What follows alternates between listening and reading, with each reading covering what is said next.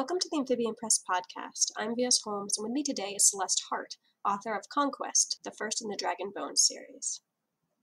Jashi Anua has been arranged to be married to the leader of her nation, the Great Faresh.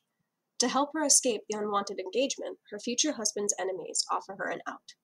If she agrees to spy on her intended, they'll give her a new identity and a life somewhere the Faresh will never find her. Yet, as Jashi gets to know the Faresh, she wonders if she put her loyalties in the right place, especially when she realizes that he shares the abilities she's had to keep secret her whole life. What's more, he might be the only one who can train her to use them. That sounds so exciting, and I can tell just from the first few pages that I started this morning that it's going to be fantastic. Just give me a little bit of a background about your series and the inspiration behind the first book. My inspiration kind of comes from the most random of places. So I kind of already had a story idea in my head where I wanted somebody who I knew I wanted an arranged marriage because I personally love stories about arranged marriage. But I wanted to kind of be a little bit different from the typical narrative. I wanted it to be an unwanted arrangement, but for them to eventually fall in love with each other in the end. And so I already knew that setup, but I needed a backdrop for the world to take place in. And what happened was that we were watching Jurassic Park, of all things. And I liked the concept of the movie, which is, basically, having dinosaurs, but, in present times, a way for them to actually be in present times. And so I decided to research dinosaurs out of the blue because I was inspired by the movie. And I saw this, little line of text in the Wikipedia article that talked about that that the Chinese thought that the dinosaur bones that they discovered were actually dragon bones. Oh, cool, yeah. And so that kind of started a whole train of thought of what if instead of humanity or the world starting off with dinosaurs, it started off with dragons instead. And what if, similar to in Jurassic Park, they were still around? That's fun. So the whole idea kind of branched from there. So so that's kind of where it all started. It started with me wanting an arranged marriage storyline and fantasy elements, and then imagining what would society look like if it started off with dragons instead of dinosaurs, and if they didn't die off, but they almost did. I just have found the world so immersive so far, even though I'm only a few pages in. I really enjoy the way that a lot of it seems very familiar with the technology and some of the tech malfunctions, and also very new at the same time. So far that's really fantastic. Thank you. That's actually something I really wanted, because I wanted it to feel futuristic, but at the same time, I wanted it to feel familiar. I wanted to feel like it could actually happen, but, still have some traces of, where society comes from. Because I kind of feel like that's what really any future entails. It's a lot of moving forward, but also retaining a lot of the stuff that that we used to have. Right, yeah. And it's sort of unexpected sometimes, what we retain and what we sort of push forward. Right. Just sort of as we're talking about the world and the characters, on your Twitter, it says that you wrote Conquest with revolution in mind, but it's also about Black people being royalty and taking their time falling in love, which I love slow burn romances myself. So that's awesome. Oh, thank you. Yeah, no problem. I think as a writer, a lot of times, at least with my process, the story really evolves as I keep writing it, so the story I set out to write isn't necessarily the one I end up with, right? So tell me a little bit about how that evolution took place between the revolution and also realizing that you wanted to sort of explore these aspects of culture as well. Well, for me, it just kind of unfolds as I go along. I don't always know exactly where the story is going to go until I just, keep writing it. And the story just kind of unfolds itself as it goes on. And I don't always know what direction it's going to take me in. I know vaguely what direction I'm going in, but I don't know exactly what is going to get me there, which is a good thing and a bad thing. Yeah. I always thought that I was like an outliner, and I've been doing heavy outlining for a lot of my series. Like probably in the past 2 years, I've been really focused on outlining And I recently started a project where like I gave myself permission to not, and sort of do what you do with that, sort of exploring, like having some ideas but not really having anything concrete. And I feel like that might actually be my writing style, because this one story is just like exploding out of me. So it's funny how that changes too.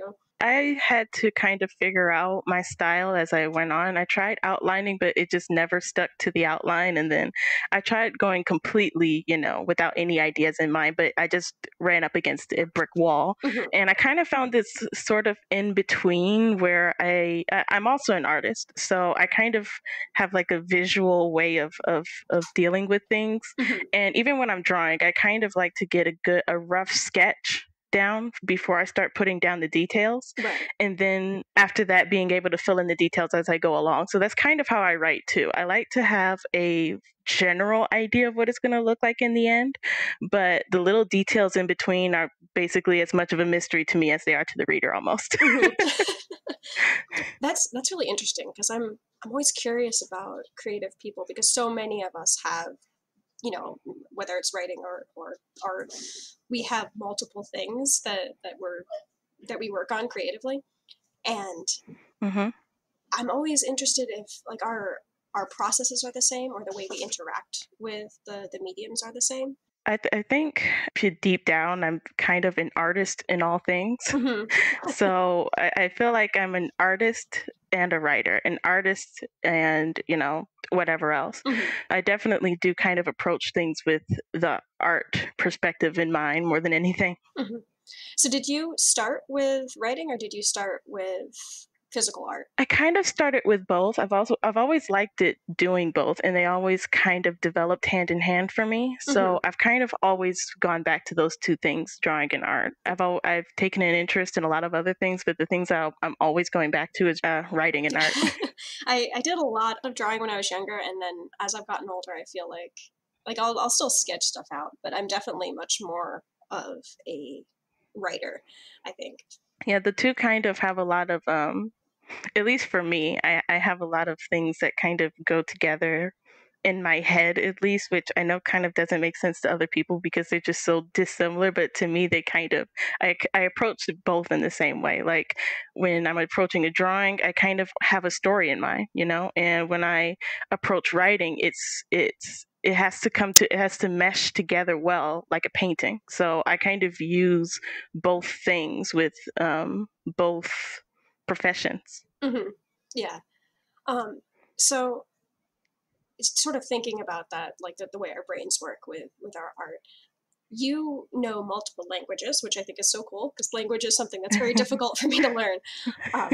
Have you found that as you learn languages beyond your first language, that the way you think about language has changed? It definitely does. And in a way, it sometimes makes it harder. Yeah. Because of the fact that once you start learning different languages and you learn different ways to approach a sentence, how to approach, again, getting your point across, Mm-hmm. then sometimes you find when you go back to the language, your mother tongue, Mm-hmm. then you kind of start to realize the parts where there's missing expressions or things that you want to say in another language but doesn't make sense in that language. And then you kind of start questioning the phrases that you use in your own language and wondering whether or not they make sense. You see that? Maybe that's why I get hung up on learning languages. It's so complicated to try and integrate them when, yeah, especially sentence structure. I think for me is like I don't know what order these words are supposed to go in. Yeah, sentence structure can really be the thing that hangs you up the most. Mm-hmm. I remember reading this fascinating article about a math equation that, I guess it was like theoretical math or something. I'm not a math person, but someone was trying to solve it, and like no one could. And then they sent it to someone whose first language was different from all of their first language. I believe it was German. And they solved it really quickly because of the way their brain looked at the world based on the way that their mother tongue, as you said, had sort of formed their thought process. And I think Right. that's so neat, and it's something that I'd really like to learn more about as a writer, because it is all about language. It's definitely an interesting perspective when you think about different languages and different ways to approach a sentence, because even like changing tenses, I've discovered with writing for me helps me discover a different way to approach a sentence or a paragraph and kind of make it alive in a different way. And just even like you said about sentence structure, when you learn different languages and you have to flip in your head, like, oh, okay, so verbs go here, nouns go here, adjectives go here. And you have to, you have to practice flipping your head around. And I feel like that's a good perspective to have when you're writing, so that you kind of always come at it with a fresh mind. Yes. Yeah. Even when you're drawing, they advise that you flip your canvas sometimes so that you can approach it with a fresh perspective and you can get all the errors. So I definitely think that learning different languages has that advantage of making you have to exercise flipping your mind around so that you get a better perspective when you approach writing.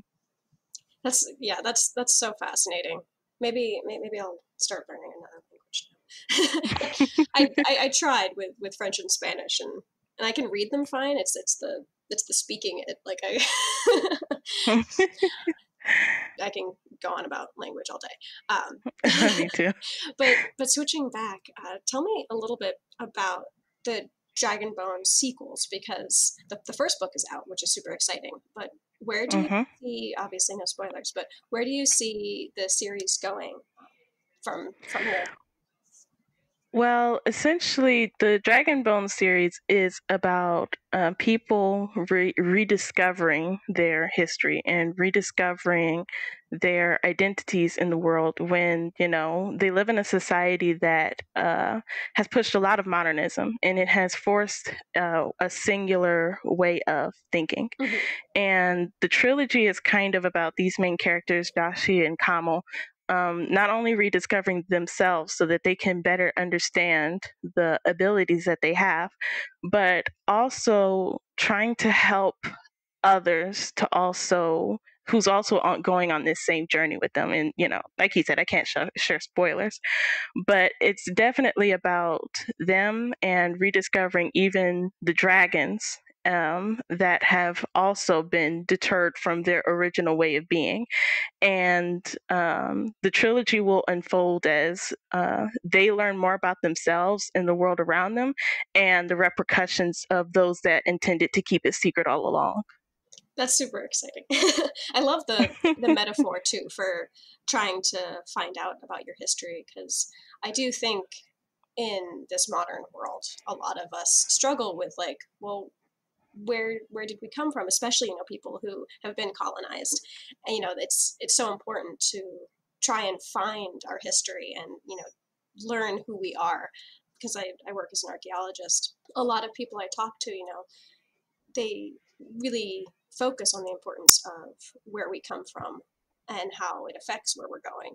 And it's just so neat to see that explored in a fantasy setting, because the options are kind of limitless when you work with fantasy and sci-fi. Oh yeah, definitely.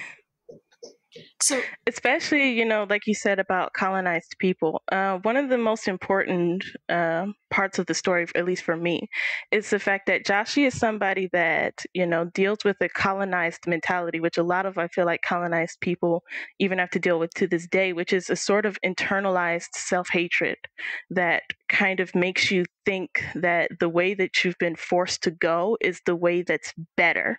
But it's only because the story's been told a certain way. And she goes on a journey of finding out, her history from a different perspective, and it's hard for her. It's hard for her to look at her own history with an unbiased view, even though that's her own people, because the narrative has only been told a certain way. So she has to go. So the trilogy is also, I feel like, at least for me, is I enjoy seeing her character having to develop so much in order to go from that internalized self-hatred to a person that really loves and embraces her culture. And it's a difficult transition, but it's a necessary one. Yeah, that's really beautiful.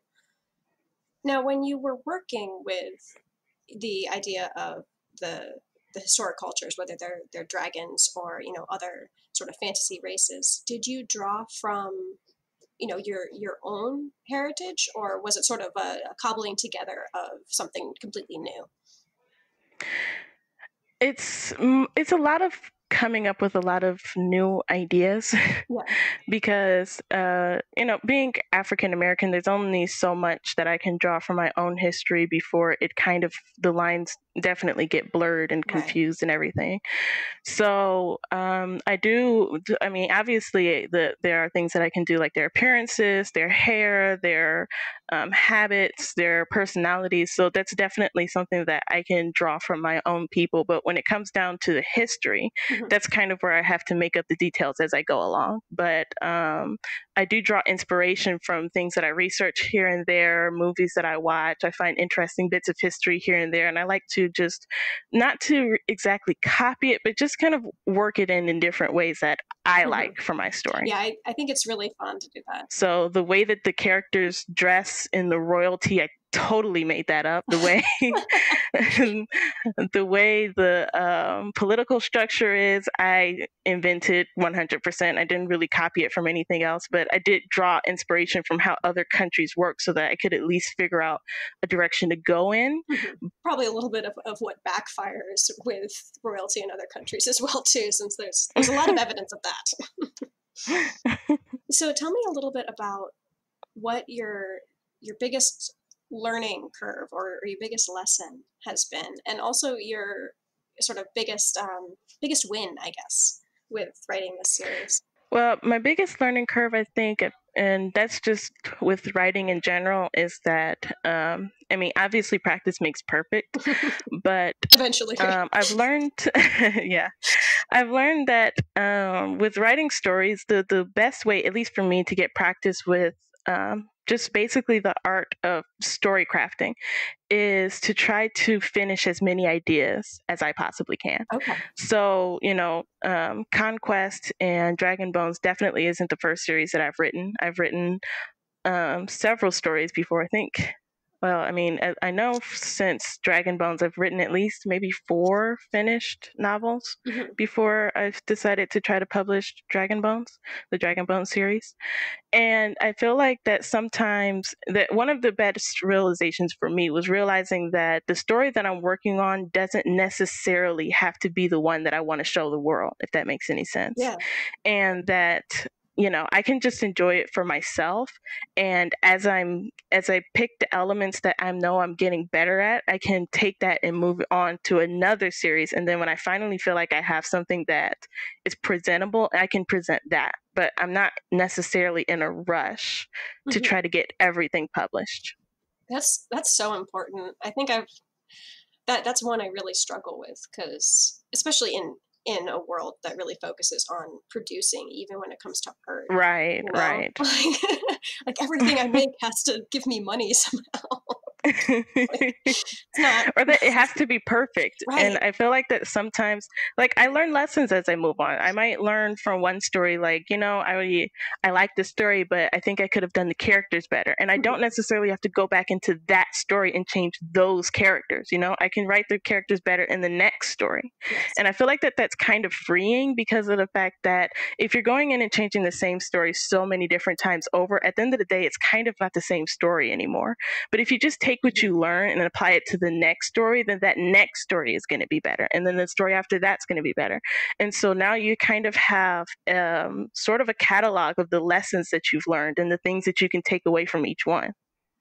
That's so great. I just finished writing a series and released the final book. And it was so freeing in a way I really didn't expect. I didn't know how much of those ideas and those sort of thought processes about my creativity in general was kind of locked in the framework of that particular series until I finished it. Right.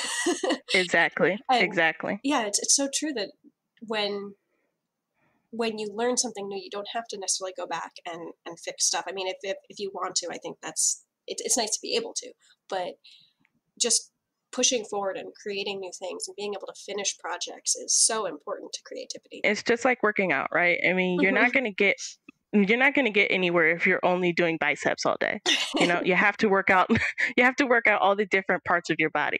So the same thing goes for writing. You have to try out different skills, different, things that you're going to learn. If you're doing one story and it's got a romance and it's got fantasy and it's got historical fiction, but you keep going in and fixing that one, well, you're only exercising romance, historical fiction, and what you're fixing.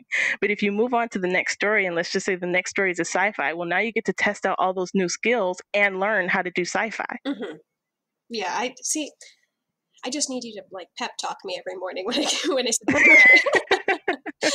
Well, now I'll have a recording of it. I can just listen to it. So tell me a little bit about what the timeline is for the rest of the books and what other projects that you're working on. The timeline for the rest of the books, the way I see it, it's probably only going to take place within a couple of years, the whole story. And it like I said, it takes place in the future, but it's how distant in the future I can't really it's hard to tell because it's a fictional world. It doesn't take place on Earth, so time and differences is all totally different there. But the timeline would definitely probably only take place within a couple of years, if that. Especially once the story really starts to, because there's a lot of things that needs to be introduced in the first book. And then the second and third book, things are really going to start to pick up a bit. So it's not going to take place within a long span of time at all. Yeah, there's definitely a fast-paced nature to it. You can see that it's hinting at, even though you're sort of getting to know these characters, I can feel there's like this impending, this impending sensation. Yeah, definitely shit's gonna go down. So Good. As far as any other projects, I have a steampunk fantasy that I'm working on currently. Yeah, I'm really enjoying that one because it's my first time writing steampunk, and I'm really having a lot of fun with the genre because I really like mixing genres in general, period. I mean, I guess you can tell from Conquest because it's just fantasy and sci-fi and everything mixed all together, but also because of the fact that my dad is a programmer, and I've always grew up with him kind of always giving me and my brother like mini lessons on the things that he knew, which is like circuitry and engines and all that other stuff. And steampunk really gives me an opportunity to flex those muscles a little bit. That's so fun.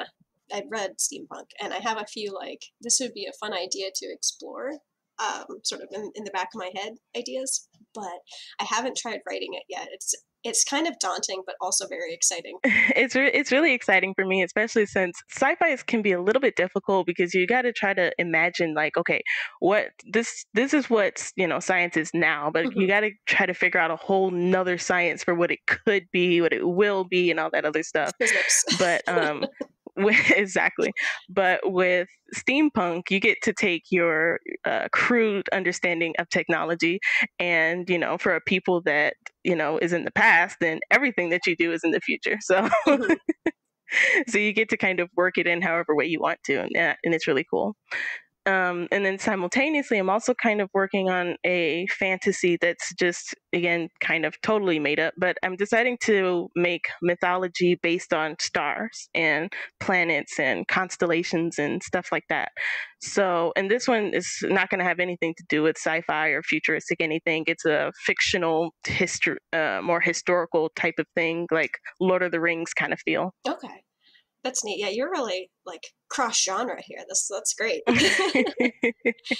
I do hard sci-fi and then epic fantasy, but like my processes are completely different. Like the series are completely different. The lengths, like it's like I'm two different writers. So I'm kind of interested to see if I get into some of those blurrier genres like science fantasy and things like that, because combining the two, because my processes are so different, is going to be really interesting. Yeah, it's a lot of fun, at least to me. Yeah. Where can my listeners find you and find your work? Well, I'm on Twitter at Celeste Harte. That's where I found you. I have an Instagram with the same name, except there's a the lower hyphen between the two names. And my books are all on Amazon, and Book Depository, Target, Walmart. So it's out there. Awesome. Yes. And I'm really looking forward to reading it, well, finishing reading it and reviewing. So definitely in the next month or so, people can find a review of the book on my website as well. So that's awesome. Thank you. yeah, no problem. Well, thank you so much for joining me and having such a great chat. This has been really fun. Thank you so much for having me. I had a lot of fun. This has been the Amphibian Press Podcast. I'm V.S. Holmes, and with me today was Celeste Harte. Thank you so much for listening.